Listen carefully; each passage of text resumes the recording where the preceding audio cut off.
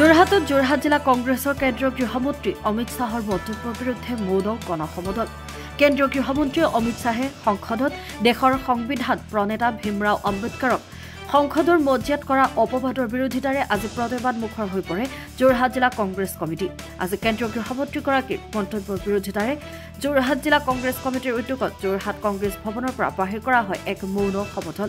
এই সমদল যোৰহাট ৰাজমহ পুখুৰী হৈ Gitarthi point, JB college road, Baruah Chariali, A T road হৈ পুনৰ জিলা কংগ্ৰেছ ভৱনত সামৰণি পৰে। এই মৌন সমদলত তিতাবৰৰ বিধায়ক ভাস্কৰ বৰুৱা, পুতুল বুঢ়াগোহাঁই, প্ৰভাত কলিতাকে মুখ্য কৰি জিলা কংগ্ৰেছৰ কৰ্মকৰ্তাসকল উপস্থিত থাকে। আজি মৌন সমদলৰ জৰিয়তে জিলা কংগ্ৰেছ কৰ্মীসকলে কয় যে দেশৰ সংবিধানৰ অপমান কোনো কাৰণতেই কংগ্ৰেছ দলে সহ্য নকৰে। আমি গৃহমন্ত্ৰীগৰাকীক আহ্বান জনাইছো যাতে তেওঁ কেতিয়াও সংবিধান বিৰোধী কোনো কথা নকয়, কিয়নো সংবিধানে আমাৰ দেশখন চলাই আছে। আমি সংবিধানক সন্মান কৰোঁ আৰু আশা কৰিম গৃহমন্ত্ৰীগৰাকীয়েও সংবিধানক সন্মান কৰিবলৈ শিকক।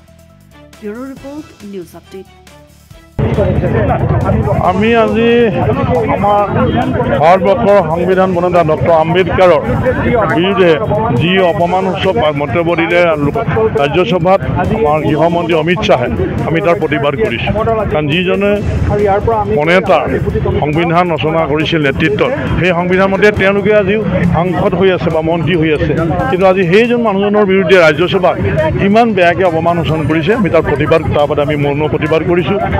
আমি আম্বেদকাৰৰ সন্মান ৰক্ষা প্ৰতিবাদ কৰিছোঁ আৰু আমি তেখেতক ব্যৱস্থা লৈ পাৰিলে তেখেতক গ্ৰেপ্তাৰ কৰাৰ কাৰণে আমি দাবী কৰিছোঁ আৰু তাৰ বাবে মাননীয় প্ৰধানমন্ত্ৰী ডাঙৰীয়াই তেখেতৰ বিৰুদ্ধে ব্যৱস্থা ল'বৰ কাৰণে আমি প্ৰতিবাদ কৰিছোঁ। সেইকাৰণে আমি আজি ইয়াৰ পৰা আমি এই মৌন সমদল কৰি, সন্মান সমদল কৰি আমি ৰাষ্ট্ৰপতিৰ কাৰণে স্মাৰকপত্ৰ দিবলৈ গৈ আছোঁ।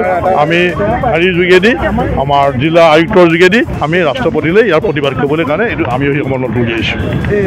আমি যোৰহাট জিলা কংগ্ৰেছে আমি প্ৰতিবাদ কৰিছোঁ, শান্তি সমদল উলিয়াইছোঁ যাতে আমাৰ ভাৰতীয় সংবিধান প্ৰণেতা আম্বেদকাৰ যি অপমান কৰিলে গৃহমন্ত্ৰীয়ে, সেই অপমান কৰাৰ কাৰণে আমি আজি শান্তি সমদল উলিয়াই আমি প্ৰতিবাদ কৰিছোঁ যাতে তেখেতে এনেকুৱা সংবিধান বিৰোধী কথা নকয় আৰু তেখেতে সংবিধানখন ৰক্ষা কৰাৰ ক্ষেত্ৰত গুৰুত্ব দিব লাগে।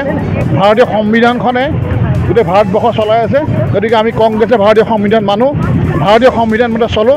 গতিকে ভাৰতীয় সংবিধান অপমান কৰিলে আমি কোনো সহ্য নকৰোঁ কংগ্ৰেছে।